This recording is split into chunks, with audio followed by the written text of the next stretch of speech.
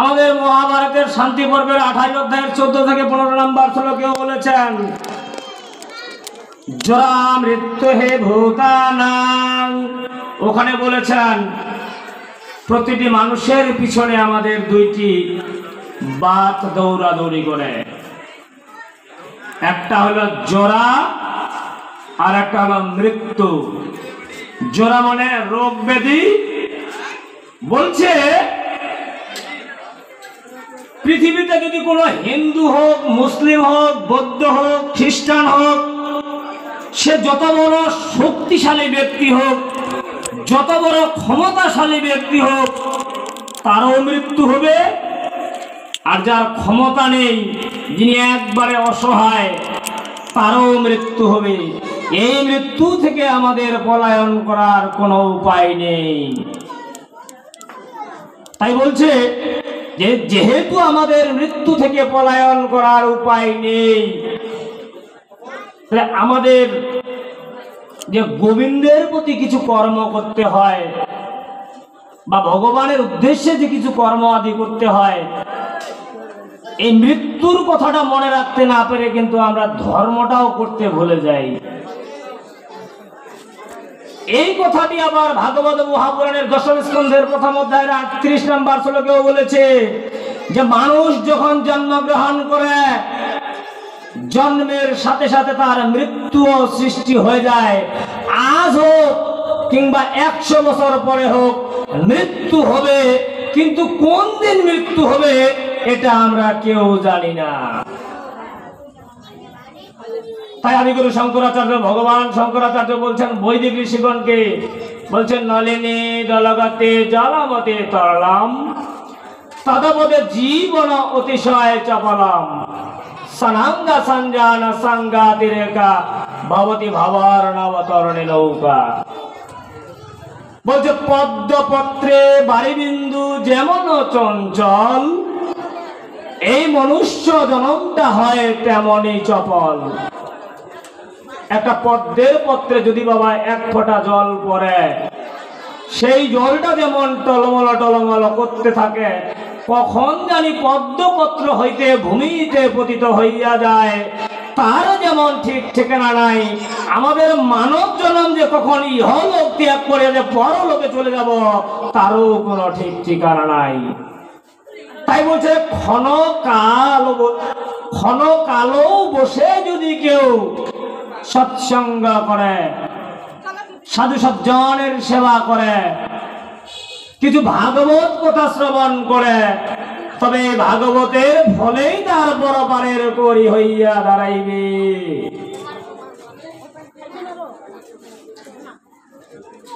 এই জন্য আজকে আমাদের ভাগবত কথা শ্রবণ করতে হবে বাবা। আরে ভাগবত আসলে কিন্তু সকলেই আসতে পারি না আমরা। কেন পারি না? আমাদের শাস্ত্রে বলছে দুর্লভ হয় কোথা লোক শ্রীমতে ভাগবতে উদ্ভাবা, কৌটি জন্মের সম্মুখানা পুণ্য লভ্যয় তলভ্যতে। যদি আমার কৌটি জন্মের স্বীকৃতি না থাকে, তাহলে কিন্তু এই ভাগবত আসলে আমি আসতে পারবো না। তাই আমরা আজকে যারা এখানে এসেছি, আমাদের অবশ্যই পূর্বজন্মের কিছু না কিছু স্বীকৃতি রয়েছে। যদি স্বীকৃতি না থাকতো, তাহলে কিন্তু বাবা আমরা এখানে আসতে পারতাম না। তাই এই যে মহাভারতে বললো যে প্রতিটি মানুষের পিছে 2টি বাত দৌড়াদৌড়ি করে, একটি জরা আর একটি মৃত্যু। এই যে রোগ ব্যাধি হইলে যেমনটা আমরা ডাক্তারের কাছে যাই, এই ডাক্তারের কাছে গিয়ে ডাক্তার আমাদের কি করে, প্রেসক্রিপশন করে দিয়ে ওখানে ওষুধ খাওয়ানোর নিয়ম কিন্তু বাবা লিখে দেয়। তাই ভাগবত আসরে আসতে গেলেও আমাদেরও কিছু নিয়ম রয়েছে। নিয়ম ছাড়া যদি আমরা ভাগবত কথা শ্রবণ করি, নিয়ম ছাড়া যদি আমরা ঔষধ খাই, ব্যাধি হইলে যেমন ব্যাধি আমাদের সারবে না, ঠিক নিয়ম ছাড়া যদি আমরা ভাগবত কথা শ্রবণ করি, তাহলে ভালোর থেকে মন্দটাই বেশি হওয়ার সম্ভাবনা থাকে। এই জন্য গীতার 3য় অধ্যায়ের 39 নম্বর শ্লোকে বলেছে যে ভাগবত আসরে গেলে আমাদের 2টি শর্ত মান্য করতে হয়। বলে 1 নম্বর শর্ত কি?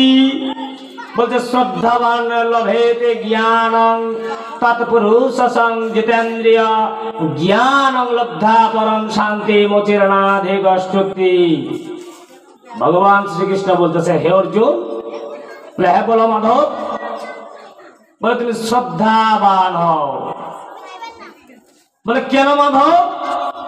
বলে তুমি যদি শ্রদ্ধার সহিত কোনো কিছু শ্রবণ করো তবে তোমার জ্ঞানের উৎপত্তি হইবে। শ্রদ্ধাবান লভেতে জ্ঞানম। বলছে জ্ঞানের উৎপত্তি হলে কি হবে? বলছে তৎপুরুষং জিতেন্দ্রিয়।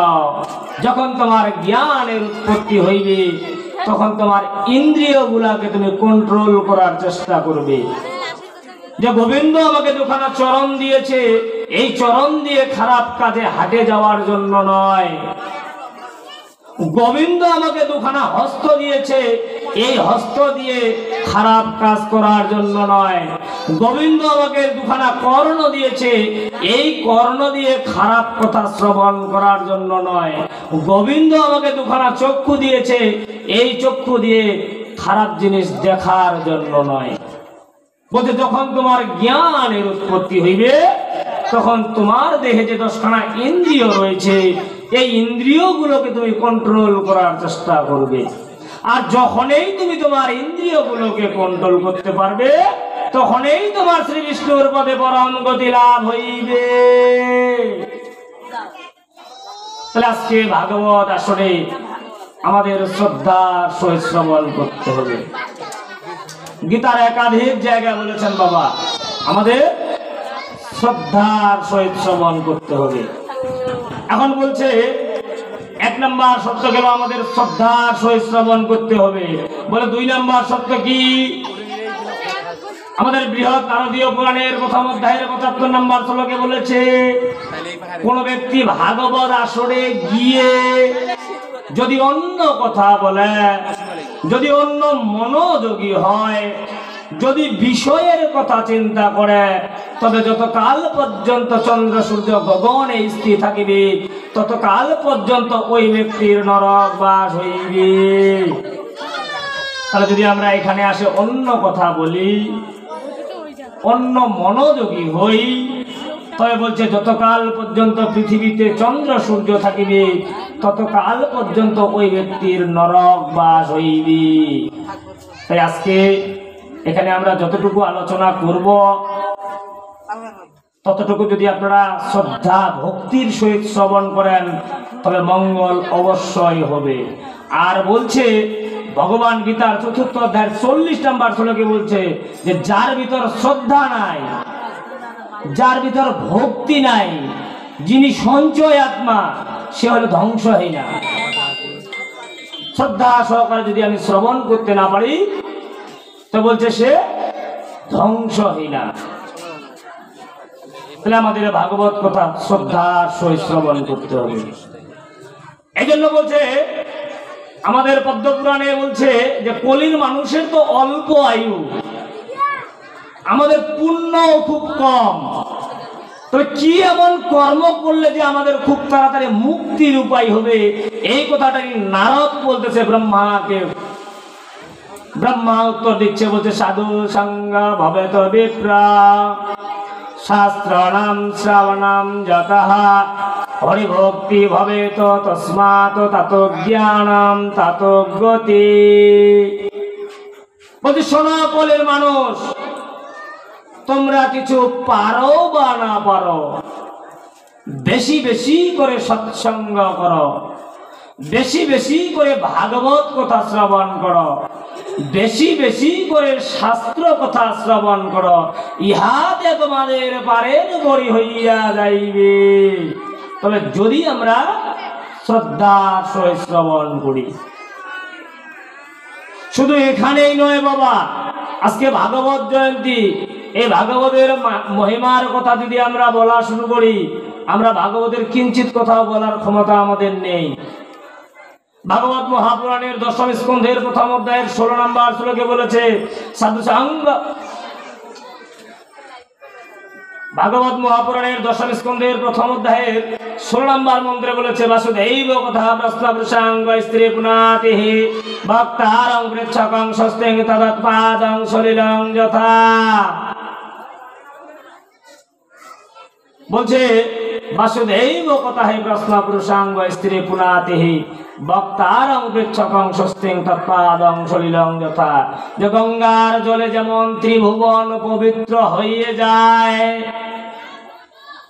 যেখানে আমার গুণকীর্তন হয়, যেখানে আমার ভাগবত আলোচনা হয়, এখানে 3 ধরনের ব্যক্তির অশেষ কল্যাণ হয়ে যায়, ইহাতে কোনো সন্দেহের অবকাশ নাই। বলে 3 ধরনের কে? সর্বপ্রথম বলেছেন যিনি অনুষ্ঠানটিকে আয়োজন করেন, যার জন্য আমরা দূর থেকে আজকে এখানে ভাগবত আলোচনা করতে আসতে পেরেছি, যার জন্য ভক্তবৃন্দ দূর দূরান্ত থেকে আসতে পেরেছে। সর্বপ্রথম কল্যাণ হবে যিনি অনুষ্ঠানটির আয়োজন করেন। দ্বিতীয় নম্বরে বলেছে যিনি শ্রদ্ধার সহিত শ্রবণ করবেন। 3 নম্বরে বলেছেন যারা ভগবানের আলোচনা করেন। এই 3 ধরনের ব্যক্তির অশেষ কল্যাণ হয়ে যায়। বলছে গঙ্গার জলে যেমন ত্রিভুবন পবিত্র হয়ে যায়। এই গঙ্গা কিন্তু পৃথিবীতে প্রথমে ছিল না বাবা। গঙ্গা প্রথমে পৃথিবীতে ছিল না। প্রথমে আমরা খুব সহজেই পাচ্ছি, আজকে খুবই সহজে পাচ্ছি।